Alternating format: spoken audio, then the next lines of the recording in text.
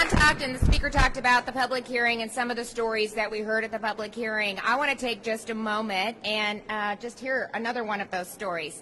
Arlene McClintock is a first-generation Mexican-American who grew up in rural Iowa. When Arlene was young, her mother didn't have the financial means to send her to the school of her choice.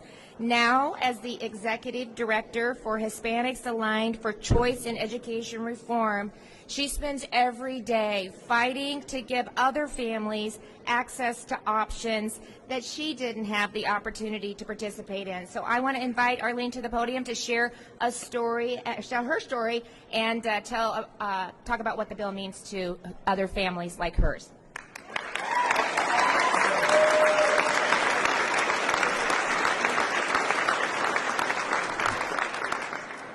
Thank you, Governor Reynolds. Thank you for the opportunity to be here and just to share a little bit of my story.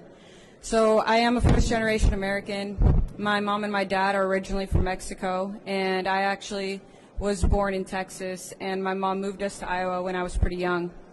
And I grew up in a small town here in the state of Iowa, and my experience was unique and it was different because having to learn English, I translated at parent-teacher conferences for my mom.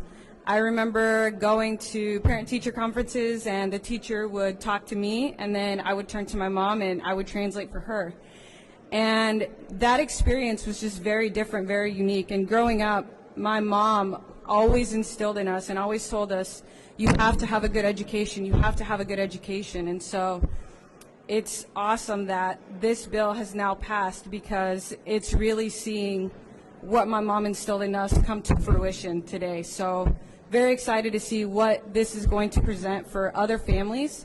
As I've had the opportunity to work with families across the state of Iowa, they have said that they desire to have additional resources, different options that will help their child feel welcomed, different options that will help their child meet different accommodations. And so we're just really excited to continue to work with families and see how this is going to help get kids the best educational option that will meet their needs. Thank you.